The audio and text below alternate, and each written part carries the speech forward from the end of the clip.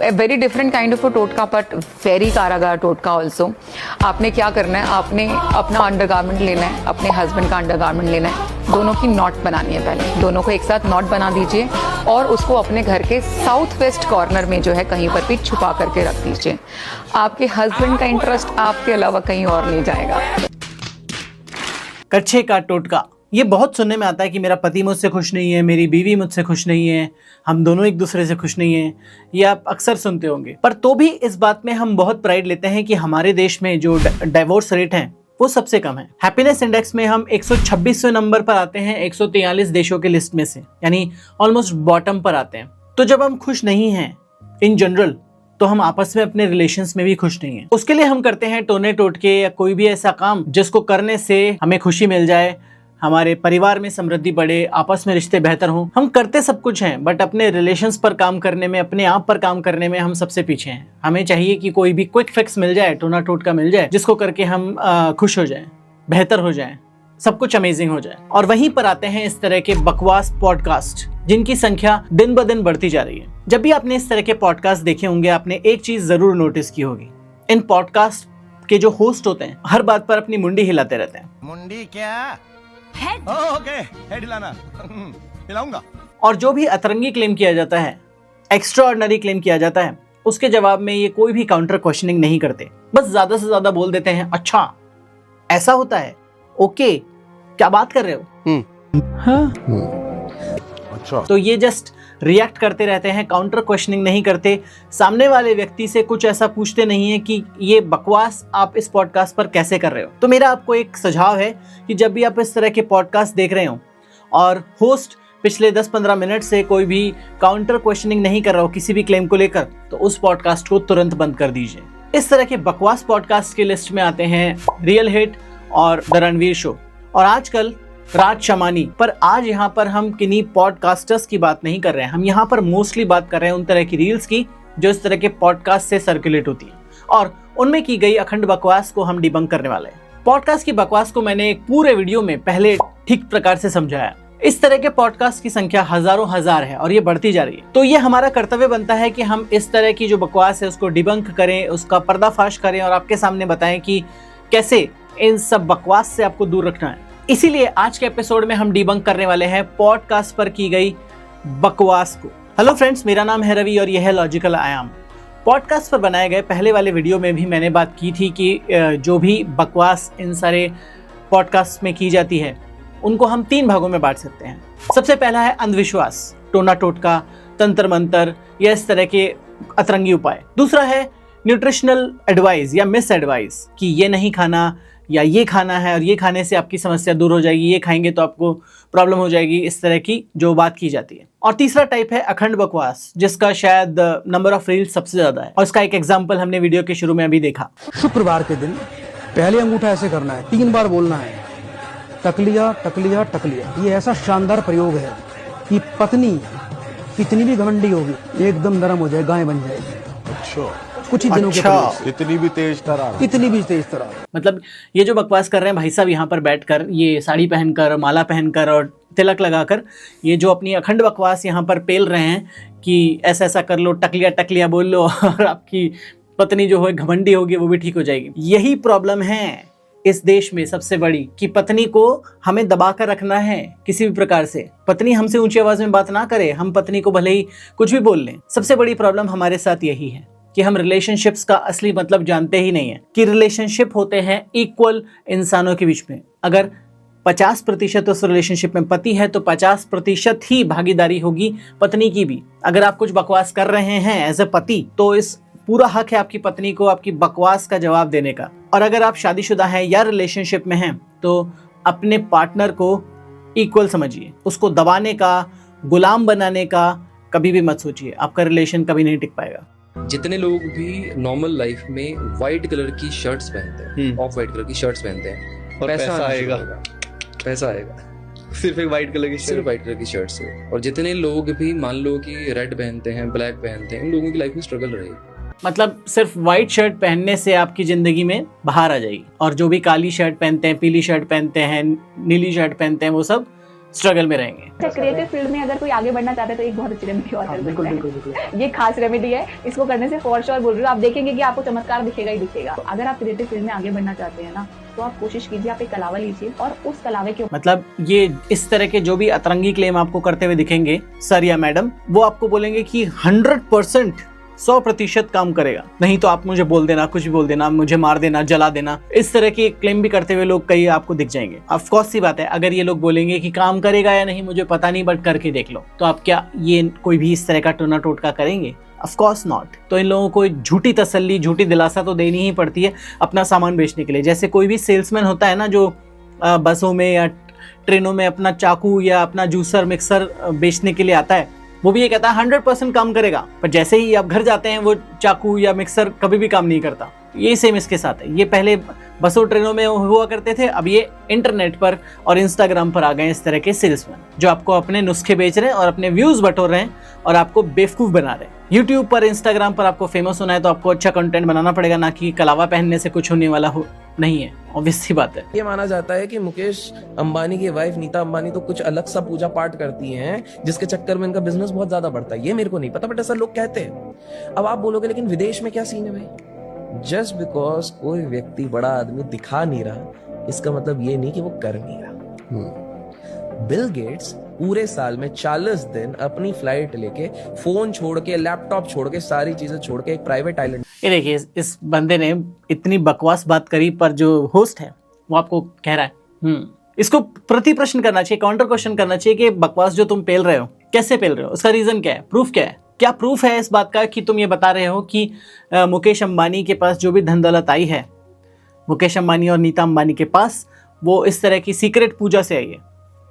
या Bill Gates की बात करें कि बिल गेट्स जाते हैं 40 दिन, और 40 दिन जहां पर जाते हैं वो मोबाइल, लैपटॉप कुछ नहीं लेकर जाते हैं, वहां पर मंत्रोच्चार करते हैं, यज्ञ करते हैं। इनको पता नहीं, पर इन्होंने सुना है।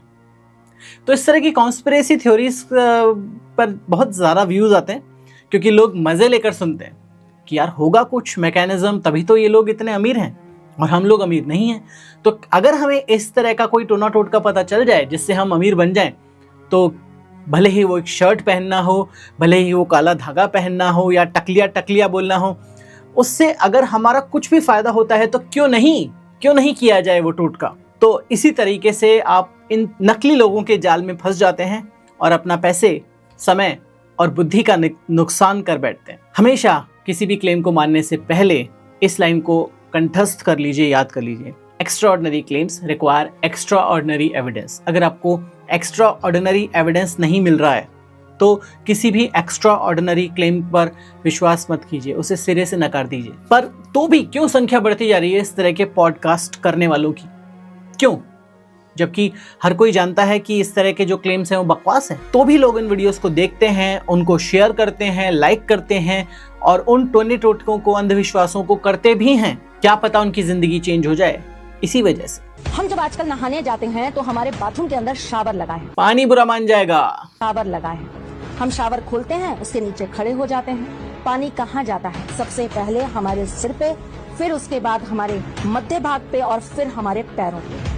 ग्रेविटी बोलते हैं उसको। ये स्नान करने का गलत तरीका है। गलत तरीका है। आप नहाना भी नहीं आता आपको आपको नहाना भी नहीं आता। अब बताइए स्नान करने का सही तरीका क्या है? पहले जमाने में लोग कैसे स्नान करते थे? वो या तो नदियों में जाकर स्नान करते थे, तो सबसे पहले क्या होता था? पैर डाला जाता था, उसके बाद आपका मध्य भाग और उसके बाद आप अपना सर डालते थे। एनालॉजी भी ये लोग देते हैं अतरंगी तरह की कि पहले नदी में नहाने जाते थे तो कितना अच्छा होता था, चल के जाते थे नदी के अंदर तब बहुत बढ़िया होता था, नदी में मगरमच्छ पकड़ लेता था तब क्या होता था। नहाना तो आपको आता ही नहीं है, वो तो 100% तय हो गया। पर ये जो हमारे छोटे भाई हैं, गोलू भाई हैं, वो भी हमें बता रहे हैं अब कि नहाने का समय क्या होता है, क्योंकि आप गलत समय पर भी नहाओगे ना तो भी आप राक्षस बन सकते हो। सुबह 4 बजे से लेकर 5 बजे के बीच में नहाता है वो ऋषि स्नान करता है। जो 5 से लेकर 6 बजे के बीच में नहाता है वह देव स्नान करता है। जो 6 से लेकर 8 बजे के बीच में नहाता है बहुत आगे जाएगा, वह मानव स्नान करता है। यानी 8 बजे से पहले नहा लेना चाहिए। सूर्योदय से पहले स्नान करो, ब्रह्म मुहूर्त में स्नान करो। थोड़ा चेंज आप भी कीजिए, लाइफ आपकी भी बदलेगी, हम सब ट्राई करेंगे। थोड़ा चेंज आप भी कीजिए, इस तरह के लोगों को बुलाना बंद कीजिए। एबीपी वालों, किस किस को बुला रहे हो, कहाँ क्या बात उससे पूछ रहे हो, वो क्या बात आपको बता रहे हैं और वो आप अपने दर्शकों को बता रहे हो। कुछ तो शर्म करो एबीपी वालों।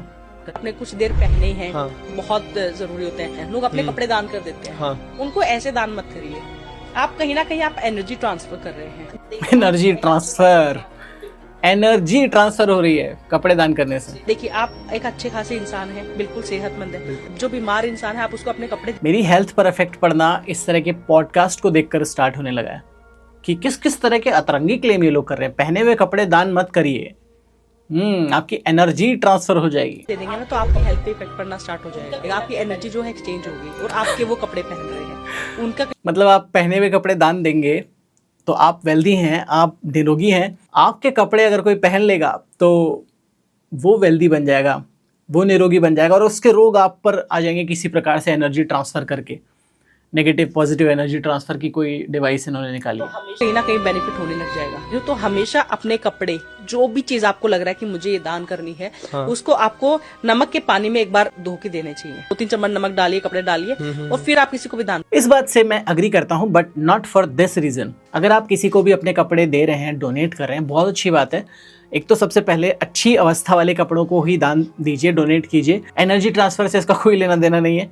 ये सब झुमके वाली दीदी जो बता रही हैं वो बहुत ही गलत और बकवास चीज़ है। बट हाँ, पहने हुए कपड़े किसी को डोनेट करने से पहले उसको एटलीस्ट अच्छे से धोकर इज्जत के साथ प्रेस करके उसको दीजिए और हाथ जोड़ कर दीजिए कि आप मेरे पर एहसान कर रहे हैं ये कपड़े मेरे से लेकर। अगर आप इस वीडियो को पसंद कर रहे हैं और अभी तक बने हुए हैं तो इस वीडियो को लाइक कीजिए, शेयर कीजिए एज मच एज पॉसिबल। और अगर हमारे रेगुलर व्यूअर हैं बट सब्सक्राइबर नहीं है तो ज़रूर सब्सक्राइब कर लीजिए एज सुन एज पॉसिबल। इस तरह के वीडियोज़ हम लाते रहते हैं और ये बहुत ही अतरंगी तरह की सीरीज़ हमारी है। जब लाल मिर्च घर में आती है सूखी हुई पाउडर, तो मंगल खराब हो जाता है। वो तो सबके घर में आती है, हाँ, तो सबके घर में कलेश। लाल मिर्च आती है उससे मंगल खराब हो जाता है। कैसे एनालॉजी बनाई सर ने कि जैसे लाल मिर्च होती है लाल, ऑब्वियस सी बात है, और कौन सा प्लेनेट लाल है? मंगल। तो लाल मिर्च खाओगे तो मंगल ग्रह भारी हो जाएगा, मंगल ग्रह खराब हो जाएगा तुम्हारा। 99% घरों में लाल मिर्च आती होगी, ये अज्यूम करते हैं, और 99% घरों में ही कलेश होता होगा, झगड़े होते होंगे, ये भी अज्यूम कर लेते हैं। तो इसका मतलब कि कलेश का कारण लाल मिर्च है और लाल मिर्च मंगल से रिजेंबल करता है कलर में, तो इसका मतलब लाल मिर्च खाएंगे तो मंगल भारी हो जाएगा। क्या एनालॉजी लगाइए? अगर किसी व्यक्ति को, मतलब मैं ओपन चैलेंज दे रहा हूँ, ओपन चैलेंज दे रहा हूँ मैं। किस बात का ओपन चैलेंज है? कई लोगों के कमेंट आ चुके चैलेंज, तो चैलेंज है, अगर डायबिटीज 300, 350, 400 पार है, अपने घर के ईस्ट साउथ ईस्ट में जाके देख लो, आपको वहां पे फायर एलिमेंट मिलेगा ही मिलेगा।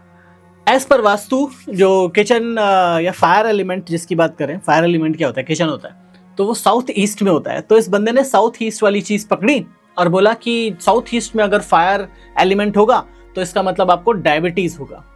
अब साउथ ईस्ट में तो मोस्ट लोगों के घर में किचन होता है, क्योंकि हर कोई ये वास्तु बकवास पर विश्वास रखता है। अधिकतर लोगों को डायबिटीज हो रही है क्योंकि वो इस सेहत का ध्यान नहीं रखते हैं। और न्यूट्रिशन, सबसे ज़्यादा जो बैड न्यूट्रिशन एडवाइस है वो भी भारत में है, और लोग ना प्रोटीन खाते हैं ठीक से, ना ही अपना ध्यान रखते हैं, तो उनको डायबिटीज़, स्ट्रोक और इस तरह की जो लाइफस्टाइल डिजीजेज है बढ़ती जा रही हैं।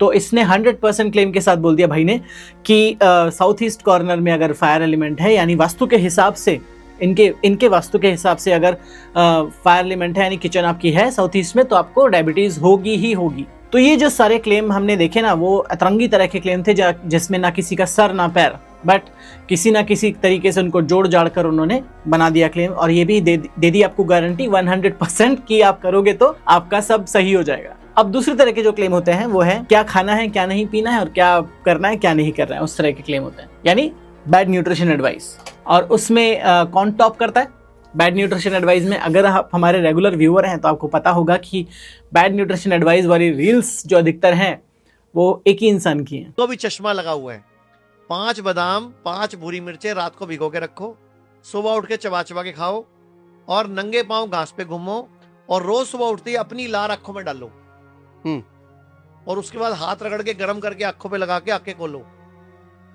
बहुत सारे लोगों का चश्मा उतर जाएगा। तो उसके लिए सबसे पहले हमें समझना होगा कि हमें चश्मे की जरूरत पड़ती क्यों है। जब हमारी आंखों का जो लेंस होता है वो ठीक से फोकस नहीं कर पाता और क्लियर इमेज नहीं बना पाता, तब हमें उस एरर को करेक्ट करने के लिए एक एक्स्ट्रा लेंस की ज़रूरत पड़ती है जो उस फोकस को शिफ्ट कर कर आपकी आंखों में क्लियर पिक्चर दे सके, जिसे कहा जाता है रिफ्रैक्टिव एरर। तो ये रिफ्रैक्टिव एरर दो तरह की हो सकती है, या तो नियर साइटेडनेस या फार साइटेडनेस। तो जो आंखों का लेंस होता है उसे कहा जाता है क्रिस्टलाइन लेंस। तो ये बाकी किसी और लेंस की तरह ही फोकस कर सकता है और क्लियर इमेज बना सकता है। पर जब इसके फोकल लेंथ में चेंजेस आ जाते हैं, यानी कि ये या तो किसी बर्थ डिफेक्ट की वजह से या इसके हार्ड होने की वजह से, जब ये आगे पीछे क्लियर मूवमेंट नहीं कर सकता और क्लियर पिक्चर नहीं बना सकता, तो उस विजन रिफ्रैक्टिव एरर को ठीक करने के लिए हमें चश्मों की ज़रूरत पड़ती है। तो आपकी आंखों में लार लगाने से या बादाम खाने से या नंगे पांव चलने से घास पर चश्मे की उतरने की संभावना उतनी ही है जितना आप बादाम खाकर अपना दिमाग तेज़ कर लें। दिमाग का तेज़ होना एक कॉग्निटिव फंक्शन है जो सिर्फ बादाम खाने से नहीं होगा। बादाम विल हेल्प इट, बट सिर्फ बादाम खाने से आपका दिमाग तेज़ नहीं होगा। तो सिर्फ घास पर चलने से या सिर्फ अपनी लार आंखों में लगाने से या फिर बादाम खाने से या कुड़ू बैठने से या कोई और अतरंगी उपाय करने से आपका चश्मा नहीं हटेगा। अगर आपका चश्मा नेचुरली हटना होगा तो वो नेचुरली बिना कुछ किए भी हट जाएगा। जैसे बच्चों में अक्सर होता है कि उनको कुछ एज तक चश्मा लगाने की ज़रूरत पड़ती है, उस एज के बाद उनका चश्मा नेचुरली ही उतर जाता है। पर अक्सर लोगों को लगता है कि मैं कोई ऐसा उपाय कर रहा हूँ उसकी वजह से चश्मा उतरा है, जबकि नेचुरली भी ऐसा होता है बहुत लोगों के साथ, जवानी में भी और बचपन में अधिकतर ऐसा देखने में आया है। तो इस तरीके से चश्मा नहीं उतरेगा। दुनिया की सबसे खराब वस्तु का नाम पनीर है। क्या बात। अगर दुनिया में सबसे गंदी खाने की कोई चीज है तो पनीर है। सर ऐसे मत बोलो सर, मटर पनीर वेज वालों के लिए यही तो एक ऑप्शन बचता है। चिकन है, टेस्ट भी तो कुछ बढ़िया आता है। आप नॉर्मल पनीर कच्चा खाओ कोई खास टेस्ट नहीं है, नॉनवेज खाओ कोई खास टेस्ट नहीं है, लेकिन टेस्ट तो मसालों का, सब्जी का। हम कोई आयुर्वेदिक पनीर सोचते हैं, कहीं किसी को बोलते हैं बना भाई इसको। ये आप एक काम करो, नारियल का दूध, बादाम का दूध। बिल्कुल क्लूलेस हैं, इनको कोई किसी भी चीज़ का कोई नॉलेज नहीं है बेसिकली, या ये ऐसे बन रहे हैं, आई डोंट नो। आयुर्वेद में ना क्लियर लिखा हुआ है कि दूध को मतलब डिस्टर्ब करके नहीं लेना, मतलब दूध को, क्या उसका शब्द मैं भूल रहा हूँ, प्रोसेस भूल गए, को विकृत करके नहीं खाना। विकृत मतलब डिस्टर्ब करके नहीं खाना। और हम नींबू डाल के दूध फाड़ते हैं फिर पनीर बनता है। तो सर वैसे तो इसका मतलब तो फिर जो हमारे पेट में हो रहा है वो भी गड़बड़ है। तो जब आप दूध पी रहे हैं तो हमारे स्टमक में जो हाइड्रोक्लोरिक एसिड है, HCl है, जिसका pH 1.5 से 2 के बीच में होता है, वो किसी भी प्रकार के चीज़ को डाइजेस्ट कर देता है, यानी कि जो दूध है उसको फाड़ देता है, उसको पनीर बना देता है। जो पनीर आप बाहर बनाकर बोल रहे हो कि उसको नहीं खाना, ये विकृत है, उसी को वही सेम प्रोसेस हमारी बॉडी में हो रहा है। हम दूध पी रहे हैं तो वो पनीर ही बन रहा है अंदर जाकर, पानी अलग हो रहा है, सॉलिड्स अलग हो रहे हैं, एसिड हाइड्रोलिसिस हो रहा है। तो वही चीज़ अगर गलत है तो वो हमारे पेट में क्यों हो रही है फिर? कोई इनसे पूछे जरा, बेसिक डाइजेशन तो उनको पता है नहीं और बड़ी बड़ी बातें करने आ जाते हैं पॉडकास्ट में। अच्छा है, चाहे उसका मूत्र पियो, चाहे उसका दूध पियो, चाहे उसकी दही खाओ। आ गई ना बात कि चाहे गाय का जो मूत्र है, गाय का जो बाकी सब चीज़ें हैं, गोबर खाओ, मूत्र पियो, बट पनीर खराब है। समझ गए आप? इन लोगों को फॉलो कर रहे हैं आप कि मूत्र तो पियेंगे, गोबर भी खा लेंगे। इनके साथ जो एक डॉक्टर साहब हैं वो गोबर खाते हैं। उन्होंने एक बार गोबर खाया था, खोद के बताया था कि रोज़ खाता हूँ मैं गोबर। और अब गौमूत्र और गोबर सही है पर पनीर खराब है। ऐसे ही last but not the least एक अतरंगी क्लेम किया था, एक न्यूट्रिशन इन्फ्लुएंसर हैं देसाई साहब, उन्होंने एक क्लेम किया था जो कि बहुत ज़्यादा वायरल था। इसको मैं पहले लेना भूल गया इस रील को, बट कोई बात नहीं, देर आए दुरुस्त आए। घी इज अ फैट बर्नर। कैसा मुंह बना रहा है राज शमानी, घी इज अ फैट बर्नर सुन के, कि उन्होंने बहुत बड़ा क्लेम किया कि घी इज अ फैट बर्नर। आप रोटी खाओ, मैं तो मेजर करता हूँ, अब रोटी के साथ घी खाओ, आपका glucose spike will be much lower. तो आर यू सजेस्टिंग घी वाली रोटी? If you are not eating ghee वाली रोटी, you are doing the biggest disservice to the country. हाँ, I have 4 spoons of। अब ये क्या अतरंगी बात इन्होंने कही एक और, कि अगर आप घी वाली रोटी नहीं खा रहे हैं तो आप देश के साथ सबसे बड़ी डिससर्विस कर रहे हैं। हाँ, आई लव द रिएक्शन, बिल्कुल एप्ट रिएक्शन है इस रील में कि भाई जो ये बड़े बड़े क्लेम कर रहे हैं, जो यहाँ पर भी लिखा हुआ है, extraordinary claim require extraordinary evidence. तो एविडेंस थोड़ा कम है यहाँ पर। I have 4 spoons of ghee in my coffee first thing when I wake up. Is it scientifically proven? I don't talk anything which has no science validity. I have done 3 LinkedIn posts and 2 videos. ये कब से science का प्रमाण हो गया कि मैंने LinkedIn पर 2 पोस्ट करे हैं और 3 वीडियो बनाए हैं। प्रमाण किसी चीज का होता है जब कोई रिसर्च पेपर, वो भी पीयर रिव्यूड रिसर्च पेपर, कहे कि घी फैट बर्नर है। ये इनका क्लेम सही नहीं है। Ghee is not a fat burner, पहले ही मैं क्लियर कर दूं। बट इनका क्लेम 100% गलत भी नहीं है। ये जिस बेसिस पर बोल रहे हैं कि घी फैट बर्नर है, उसको देखते हैं। Ghee is a very good fat. It's not a fat burner 100%, but it's a very good fat. तो क्यों हम बोल रहे हैं ऐसा? क्योंकि घी में होते हैं MCT यानी medium chain triglycerides. Medium chain triglyceride उस तरह के फैट सोर्सेज हैं जो हमारा शरीर बहुत आसानी से यूज़ कर सकता है ज़रूरत पड़ने पर। तो उन तरह के ट्राइग्लिसराइड्स को या उस तरह के फैटी एसिड्स को जो ट्राइग्लिसराइड से स्प्लिट हो जाते हैं। अगर बेसिक केमिस्ट्री की बात करूं तो एक ट्राइग्लिसराइड जो है, ट्राई मतलब 3, ग्लिसराइड मतलब फैट। तो एक ट्राइग्लिसराइड मॉलिक्यूल में 3 फैटी एसिड होते हैं, 3 फैटी एसिड से मिलकर बना होता है। तो जब हमारा शरीर उसको यूज़ करता है, हाइड्रोलाइसिस प्रोसेस होता है लाइपेज एंजाइम के थ्रू, तो ट्राइग्लिसराइड के जो तीनों फैटी एसिड्स हैं वो सेपरेट हो जाते हैं और उन फैटी एसिड्स को हमारा शरीर यूज़ करता है डिफरेंट प्रोसेसेस में। दूसरी बात, घी में होते हैं कॉन्जुगेटेड लिनोइक एसिड, जो कि एक बहुत सारे रिसर्च पेपर ऐसा सजेस्ट करते हैं कि वो फैट बर्निंग में एक रोल अदा कर सकता है। अभी तक कुछ भी वेरीफाइड नहीं है, क्योंकि न्यूट्रिशन पर जो रिसर्च होती है उसको एस्टैब्लिश होने में बहुत ज़्यादा टाइम लगता है। तो इसीलिए जो कॉन्जुगेटेड लिनोइक एसिड होता है घी में, that actually helps with fat loss. पर ज़रूरी नहीं है कि उस वजह से कितना फैट लॉस होता है, वो अलग बात है। तो घी को अगर मॉडरेशन में खाया जाएगा तो it's a very good food, it's a very good source of energy as well. It helps you, but it's not a fat burner. तो ये था आज का वीडियो। अगर आपको ये वीडियो अच्छा लगा तो इसको लाइक कीजिए, as much as possible share कीजिए, और अगर हमारे वीडियोस को आप देखते हैं रेगुलरली पर सब्सक्राइब नहीं किया तो ज़रूर सब्सक्राइब करने का कंसिडर कीजिए। इस तरह के वीडियोस की हमारे चैनल पर भरमार है, जहां पर हम सीडो साइंस को डिबंक करते हैं, मिस इन्फॉर्मेशन को डिबंक करते हैं और उसको सही इन्फॉर्मेशन से रिप्लेस करने की कोशिश करते हैं। अगर आपने पॉडकास्ट को डिबंक करने वाला मेरा पहले वाला वीडियो नहीं देखा है तो यहाँ पर क्लिक करके आप देख सकते हैं। और इंस्टाग्राम सीरीज़ के बाकी एपिसोड अगर आपने नहीं देखे हैं, आप हमारे चैनल पर नए हैं, तो डिस्क्रिप्शन में मैं सारे वीडियोस का, पुराने वीडियोस का लिंक जनरली मैं देता हूँ, तो वहाँ से आप क्लिक करके देख सकते हैं।